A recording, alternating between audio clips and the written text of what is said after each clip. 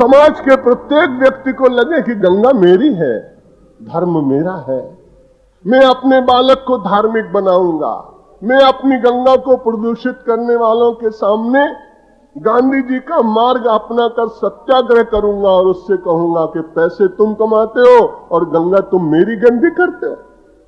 अपने उस सारे ऐसे लगाओ यंत्र जिनके द्वारा प्रदूषित पानी गंगा में न जाने पाए, और ये जन आंदोलन जब प्रारंभ होगा तो मुझे ऐसा लगता है कि हमने गंगा के साथ जो अपराध किए, मां ने अपना स्वभाव छोड़ा नहीं, क्योंकि कैसे छोड़ती, कुपुत्र हो जाए तो क्वचिदपि कुमाता न भवती, पुत्र कुपुत्र हो जाता है, लेकिन माता कभी कुमाता नहीं होती।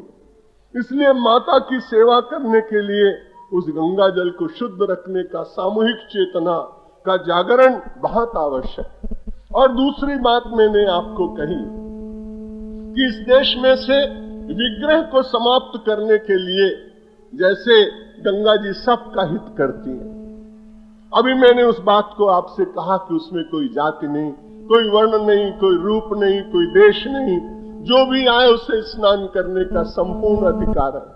पश्चिमी देशों में मैं घूमता हूं, वहां नदियों में कोई स्नान करता नहीं, निरंतर कई दिन तक शावर लेते हुए या नलके के नीचे नहाते हुए, और कभी मन हो जाए कि भाई कोई कहता है यहाँ बहुत अच्छा तरण ताल है, थोड़ा सा तैरने आता है, तो मैंने कहा चलो मुझे ले चलो, मैं थोड़ा तैर के आऊं।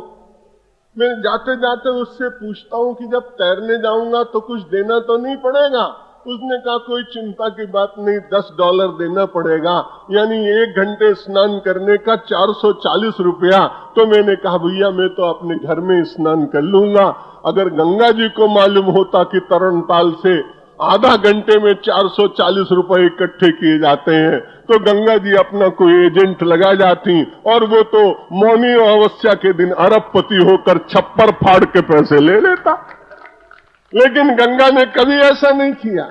गोस्वामी तुलसीदास जी ने अपने रामायण के लिए अपने किसी शिष्य को अधिकार नहीं दिया कि तुम रॉयल्टी ले लेना, कॉपीराइट करा लेना। सूरदास ने अपने किसी शिष्य को अधिकार नहीं दिया। भगवान आदि शंकराचार्य का इतना अतुल साहित्य है, लेकिन मेरे भगवान आदि शंकराचार्य ने उन्मुक्त रूप से संसार को ज्ञान बांटा। तुलसी ने राम बांटा, सूर्य ने श्याम बांटा, और गंगा ने पवित्रता बांटी, वितरण की ये पावन संस्कृति अब परिग्रह करने वाले लोगों के हाथ में आ गई है, इसलिए इसको बचाने की आवश्यकता है। राजा कालस्य कारणम, काल का कारण राजा हुआ करता है। इस देश के नेताओं से भी कुंभ मेले से ये विनम्र सन्यासी निवेदन करना चाहता है कि 50 वर्ष में काफी कमा लिया, अब जो कमाया हो मौनी अमावस्या के दिन आकर यहां बांट जाओ, और देश को सिखाओ कि हम किसी भी तरह से संग्रह करने वाले लोग कभी अवसर आता है तो पाप का प्रायश्चित करने के लिए प्रयाग में आकर समर्पण भी करना जानते हैं। और मां गंगा तो बड़ी दयामयी है, वो उस समय उन लोगों के सारे अपराध क्षमा कर देती है, क्योंकि उसका नाम पाप विमोचिनी, पुण्य प्रदायिनी तो है ही। पुण्य तो प्रदान करती है, लेकिन कैसी अद्भुत बात मां कहती है, जब तुम्हें बहुत बोझ लगे जीवन, जब तुम्हारे ऊपर तनाव बहुत बढ़ जाए, तो तुम प्रयागराज के कुंभ मेले में आना। जब तुम्हें कोई क्षमा करने को तैयार न हो, जब तुम्हारी आपराधिक प्रवृत्तियां तुम्हारे अंतर को ही कटोचने लगे, जब तुम्हारा पाप तुम्हारे भीतर कंटक बनकर चुभने लगे, तब मौनी अमावस्या के दिन आना। मैं तुम्हें अपने भीतर स्नान करा के तुम्हें तनाव रहित बना दूंगी, तुम्हारे पापों को छुटकारा दिला दूंगी। गंगा तो पाप से छुटकारा दिलाएगी। श्रद्धा मयोयम पुरुषा, ये श्रद्धा से भरा हुआ मानव है, इसलिए उस श्रद्धा के कारण उसका पाप विमोचन हो जाएगा। उसके बाद गंगा एक और स्मरण दिलाती है मुझे आपको कि आज मैंने तुम्हें पाप मुक्त कर दिया, लेकिन कल से पाप का संग्रह मत करना। जो निर्मलता तुमने प्राप्त की है, अपने सत्कर्म के द्वारा उसे नित्य निर्मल बनाए रखने का यत्न करना। और निर्मल बनाने के लिए हमारी संस्कृति ने 3 साधन बताए हैं, यज्ञो दानम तपश्चैव पावनानि मनीषिणाम। बुद्धिमान व्यक्ति को भी यज्ञ नहीं छोड़ना चाहिए। स्वाध्याय यज्ञ करिए, सत्संग करिए अपने अपने गांव में, राम नाम यज्ञ करिए, खूब भगवान का स्मरण करो, संकीर्तन करो। जपात सिद्धि जपात सिद्धि जपात सिद्धिर न संशय। जप करने से सिद्धि मिलती, इसमें संशय नहीं। और कलौ केशव कीर्तनात्, कलयुग में तो केशव का संकीर्तन सबसे श्रेष्ठ है, इसलिए संकीर्तन यज्ञ करिए। हवन के द्वारा ब्राह्मणों को वेदों का रक्षण करने का संदेश मिले तो उनको आप बुलाइए और उनसे यज्ञ कराइए। अपने लिए एकत्र करिए, लेकिन देश का वनवासी, दरिद्र, झुग्गी झोपड़ी में रहने वाला, कुष्ठी, कलंकित, त्यक्ता इस देश में अभी लाखों और करोड़ों हैं। एक दशांश नहीं, केवल 1 अंश रोज और एक छोटे से डब्बे में डाल दीजिए और रोज का रोज दान करने के बाद एकल विद्यालय विश्व हिंदू परिषद प्रारंभ कर रही है। 6 लाख विद्यालय प्रारंभ करने का विचार है, 60,000 हो गए हैं। तो उस एकल विद्यालयों में वनवासी क्षेत्र में काम होगा, जिससे विदेश से आने वाले मिशनरियों को हम अपने सत्कर्म के द्वारा, पुरुषार्थ के द्वारा विवश करेंगे कि अब आप गरीबों की सेवा करने के लिए इंग्लैंड से मत आइए, अमेरिका से मत आइए, पोलैंड और स्विट्जरलैंड से मत आइए। हमारे देश का हिंदू स्वयं जागृत हुआ है, वो हिंदू समाज की चिंता अपने आप करेगा। आप अपने देश की चिंता करने के लिए चले जाइए। सेवा करना हो तो यहां रहिए और धर्मांतरण करना हो तो आपका बिस्तर बांधिए और इस देश में से चले जाइए। ये तभी होगा। यज्ञो दानम तपश्चैव, यज्ञ करेंगे, दान करेंगे और तप करेंगे। माता पिता को प्रणाम करिए, तप है। वाणी से अच्छे शब्द बोलने का प्रयत्न करिए, तप है। भोजन की सामग्रियां बहुत हैं घर में, लेकिन कभी कभी केवल 1 महीने तक 1-2 सामग्री ही खाकर अपनी जिह्वा पर नियंत्रण करने का प्रयत्न करिए, ये तप है। हिमालय जा नहीं सकेंगे, इसलिए घर को ही तपोवन बनाना पड़ेगा। परमात्मा करे ये प्रयागराज का महाकुंभ पर्व हम लोगों के जीवन में वैचारिक अमृत का निर्माण करे और उस वैचारिक अमृत को धारण करके हम सब अपने जीवन को धन्य बनाएं, राष्ट्र को उच्च बनाएं, भारत को भारत बनाएं, जीवन को जीवन बनाएं और अपने जीवन को सार्थकता देकर परमात्मा की प्रसन्नता का प्रसाद प्राप्त करते हुए मरते समय निराश होकर नहीं, हंसते हुए। और कोई पूछे कि जा रहे हो, कैसे हो, तो उत्तर दो, कृतार्थोस्मि कृतार्थोस्मि कृतार्थोस्मि, मैं कृतार्थ होकर जा रहा हूं। परमात्मा करे आपको ये कृतार्थता प्राप्त हो। इन्हीं शब्दों के साथ 4 मिनट अधिक हुए, कल वापस करने का प्रयत्न करूंगा। बहुत बहुत धन्यवाद।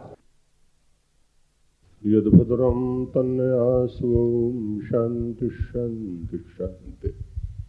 कल्याणानां निधानं कलिमलमथनं पावनं पावनानां पाथेयं जन्ममुक्षो सपदि परपदप्राप्तये प्रस्थितस्य विश्रामस्थानमेकं कविवरवचसां जीवनं सज्जनानां बीजं धर्मधर्मस्य प्रभवतु भवतां भूतये रामनाम।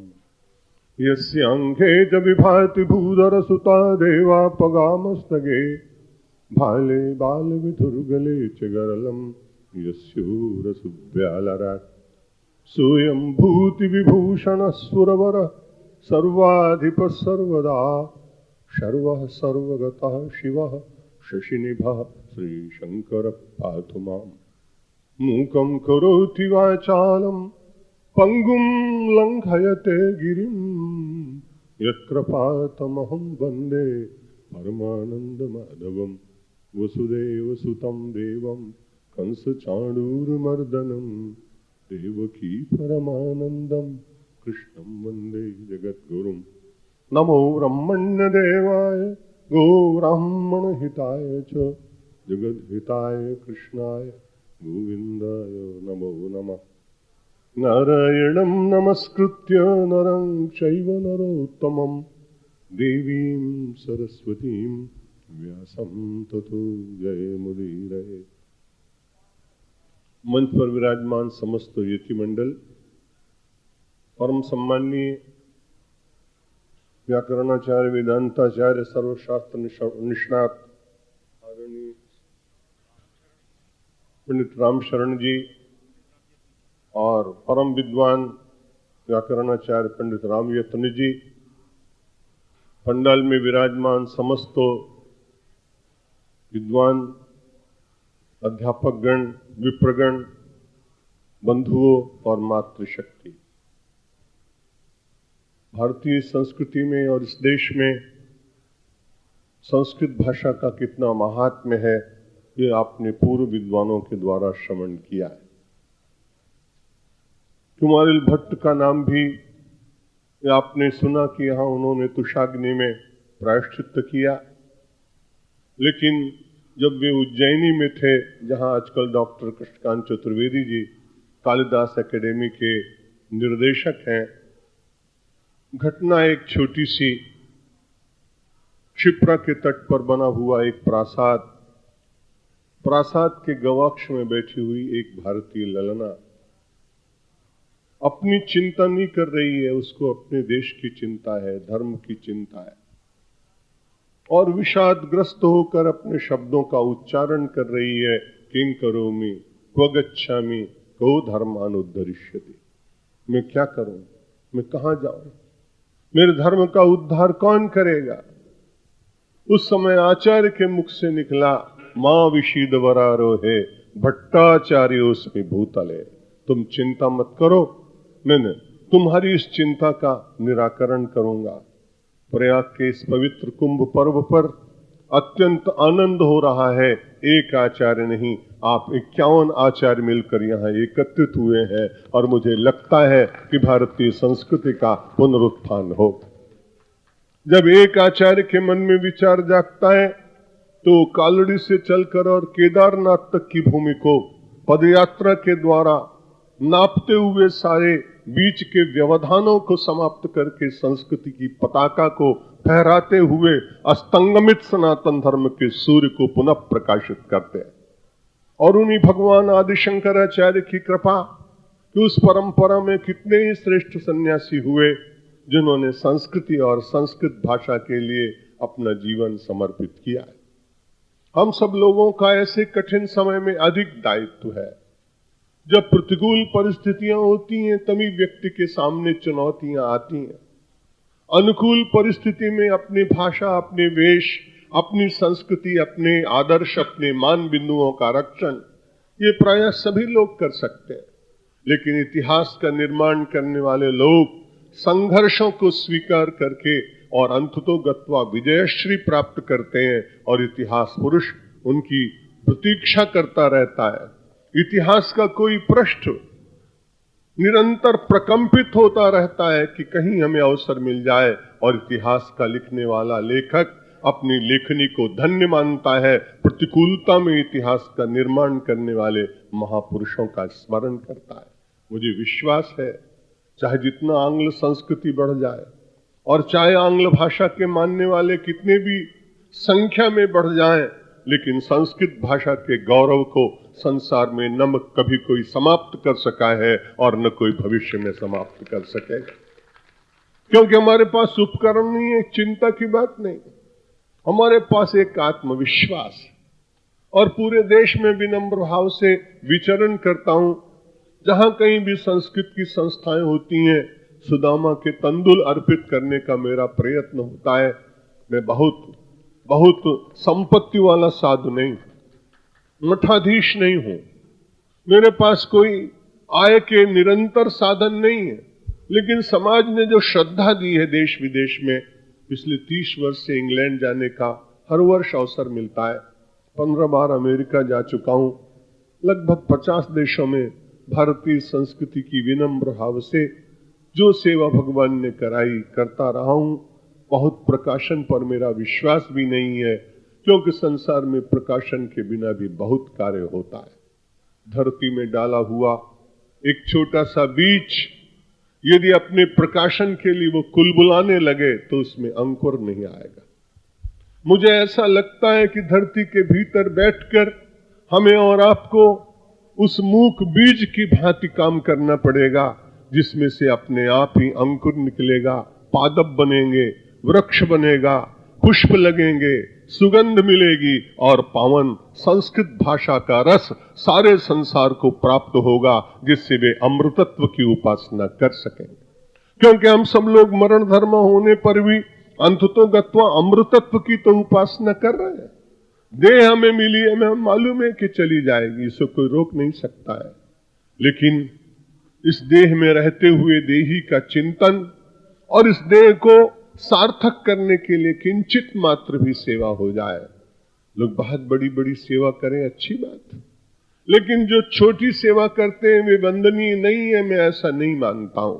आप सब मेरे लिए बड़े वंदनीय है, क्योंकि आप संस्कृत भाषा के निरंतर प्रचार में, और ये तो बड़े आनंद की बात, निष्प्रिय भाव से लगे हुए हैं।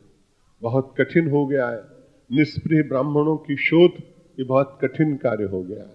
मुझे तो ऐसा लगता है कि विश्वविद्यालयों में जैसे शोध कार्य कठिन है, वैसा ही विप्र समाज में निष्प्रियता को ढूंढ पाना आज कठिन है। लेकिन प्रयाग के आप सब विप्रों को, आप सब सारस्वत जनों को मैं अपनी प्रणाम अर्पित करता हूं कि आपकी निष्प्रियता ने तो हमको बहुत ही अभिभूत किया, क्योंकि हम सब लोग तो देने वाले लोग हैं ना। देने के बाद हमारे चरणों पर कुछ चढ़ाया जाता है, जिसे प्राप्त हुआ वो हमारी कृतज्ञता को स्वीकार करने के लिए और अपने जीवन में चढ़े हुए ऋण से आनंद प्राप्त करने के लिए हमारे पास आता रहा है।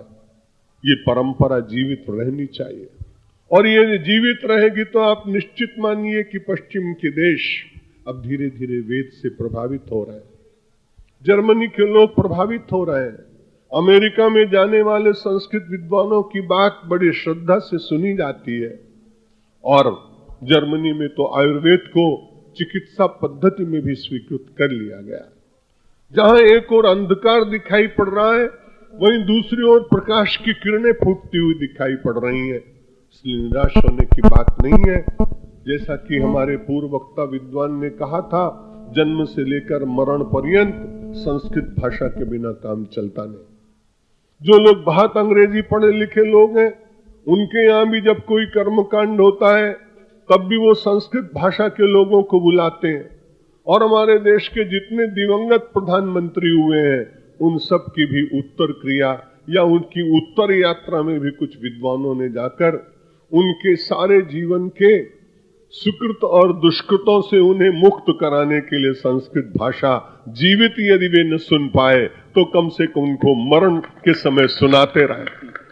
ये सुनाने का कार्य हम सबका बहुत पुराना है, इसलिए कोई सुने न सुने शब्द कभी मरते नहीं।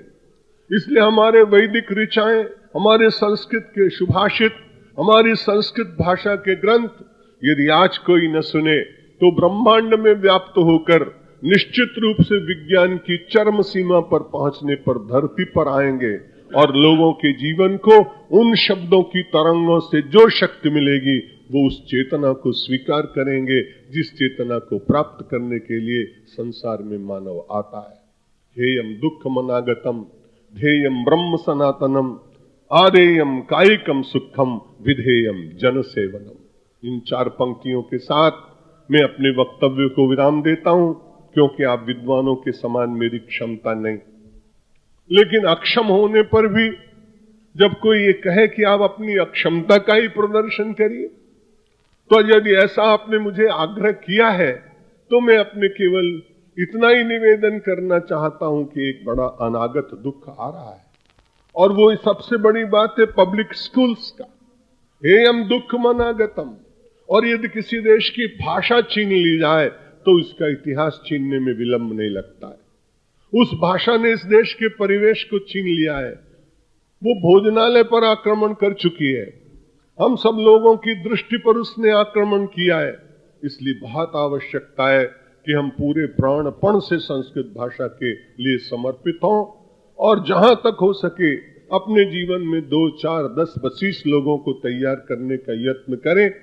हम प्रासाद के दूर से दिखने वाले ध्वज न बन सके, कोई चिंता की बात नहीं, लेकिन आधारशिला की शिला बनने का अधिकार ये तो हमारा सदा सुरक्षित है और हम उसे करते रहने का यत्न करना चाहिए। जो अनागत आने वाला विभीषण बहुत बड़ा भया संकट है भाषा का, उससे हमको बचने के लिए स्थान स्थान पर संस्कृत पाठशालाएं या संस्कृत भाषा के शिविर और सरल भाषा जो लोग सामान्य लोग समझ सके, पहले उस संस्कृत भाषा का प्रचार करें, फिर उसके बाद पांडित्यपूर्ण शास्त्रार्थ वाली भाषा का प्रचार हो। कुछ लोग इस काम में लगे हैं दक्षिण में, बेंगलोर के कुछ पंडित लोग, वो छोटे छोटा 2-2, 3-3 महीने के शिविर लगाते हैं, सामान्य लोगों को संस्कृत भाषा बोलना सिखाते हैं। बड़े ही आदरणीय। हेयम दुख मनागतम ध्येयम ब्रह्म सनातनम। हम सब लोगों के जीवन का ध्येय परमात्मा होना चाहिए। संस्कृत भाषा निरंतर परमात्मा के चिंतन की ओर हम सब लोगों को सहज रूप से ले जाती। आदेयम कायिकम सुखम। और यहां बलवीरहीन समाज कभी अपना रक्षण कर नहीं सकता, इसलिए फिर से मालवीय जी की बात याद आती है कि कुछ होना चाहिए इस देश में, और वो 5 बातें होनी चाहिए। और उन्होंने कहा था पाठशाला, मल्लशाला, प्रतिपर्व महोत्सव। 5 बातें उन्होंने कही थी कि सब स्थानों पर कथा होनी चाहिए, ग्रामे ग्रामे कथा शुभा, ग्राम ग्राम में कथा होनी चाहिए, पाठशाला होनी चाहिए, मल्लशाला होनी चाहिए। अब मल्लशालाओं का तो समय चला गया, लेकिन फिर भी स्वस्थ युवकों को एकत्र करके और उन्हें सदाचार की शिक्षा दी जाए, नहीं तो कामुक चिंतन इस व्यक्ति को निश्चित रूप से वासना से इतना जकड़ देगा कि अचानक कोई आक्रमण हो जाए तो उसका सामना हम सब लोग नहीं कर पाएंगे। जिस देश की तरुणाई पूर्ण रूप से वासना प्रधान हो जाती है, उस पर विजय प्राप्त करना बहुत कठिन होता नहीं। इसलिए फिर से शौर्य जागे, हम सब लोग परमात्मा के चिंतन में लगे, अपनी भाषा के लिए निरंतर संघर्ष करते रहें और अपने प्रयत्नों के द्वारा समाज में अनेक लोगों में उसके प्रीति जगा सकें। इतना ही हमारे लिए पर्याप्त होगा। बाकी चिंता करने की बात नहीं है। विष्णु सहस्त्र नाम का पाठ करते समय एक दिन बहुत सुंदर विचार आया। हम बहुत बार चिंता करते हैं कि धर्म का क्या होगा, धर्म का क्या होगा। उत्तर मिला, जिसका घर होता है दिवाली में वो उसको अपने आप सजाता है, जिसका पुत्र होता है उसकी चिंता वो स्वयं करता है, जिसकी और व्यवस्थाएं होती हैं उसके लिए वो स्वयं सजग होता है। हमें तो धर्म का सेवक बनकर काम करना चाहिए, बहुत चिंता करने की आवश्यकता नहीं, क्योंकि धर्मस्य प्रभु अच्युतः। धर्म का मालिक तो अच्युत है, और जो अच्युत है वो कभी च्युत होने नहीं देगा अपने धर्म को। कठिनाइयां आएंगी, हम तो केवल अपने को निमित्त मानकर जो कुछ बन सकता है करने का प्रयत्न करें, और अंततो गत्वा तो अच्युत भगवान अपने सनातन धर्म को च्युत नहीं होने देंगे, ऐसा विश्वास रखकर ही हम अपने इस प्रयागराज के कुंभ पर्व पर नवीन चेतना, नवीन चिंतन, इन सब को स्वीकार करते हुए समाज का जागरण का कार्य करें। आप सब विद्वान यहां मेरे विनम्र आग्रह पर आए, आपको मैं बहुत धन्यवाद देता हूं। डॉक्टर कृष्णकांत चतुर्वेदी जी ने बहुत मेरी प्रशंसा की, क्योंकि वो मेरे प्रति बहुत ही आत्मीय भाव रखते हैं। आप जयपुर गए होंगे, वहां बहुत सारे जौहरी अलग अलग बैठे होते हैं, और जिस जौहरी की दुकान पर आप जाते हैं वो जौहरी अपने हीरे को बहुत अच्छा बताता है। मुझे ऐसा लगता है कि उनका वैसा ही कुछ भाव मेरे प्रति हो गया है। इसलिए जहां जहां भी कहीं जाएं, और कवि है, लेखक हैं, अलंकारों का प्रयोग करते हैं, इसलिए मेरी प्रशंसा में उन्होंने कुछ अतिशयोक्ति अलंकार का यदि प्रयोग किया हो तो उसको आप हटाकर जो शेष बचे उसे ही स्वीकार करने का प्रयत्न करेंगे। एक बार पुनः अपने वंदन, अपनी आपके प्रति अभिनंदन अर्पित करता हूं। और जैसा डॉक्टर कृष्णकांत चतुर्वेदी जी ने कहा कि एक बार मैं आपको हरिद्वार बुलाऊं, निश्चित रूप से 1-2 वर्ष में एक बड़ा सारस्वत सम्मान हरिद्वार में करने की इच्छा है, जिसमें कम से कम 1000 उत्तर दक्षिण पूर्व पश्चिम के ब्राह्मण हो, वैदिक ऋचाओं का पाठ हो, प्रत्येक विद्वान को 5-5 मिनट बोलने का अवसर मिले और वो सारा वांग्मय एकत्र होकर एक ग्रंथ के रूप में सदा सदा के लिए सुरक्षित रहे। भगवान करे मेरे इस स्वप्न को जो प्रयाग की इस धरती पर उन्होंने प्रगटाया है वे शीघ्र उसे साकार करने की शक्ति दें। एक बार पुनः आप सबको धन्यवाद। ऐसे ही और वीडियोस प्राप्त करने के लिए हमारे चैनल भारत माता को सब्सक्राइब करें।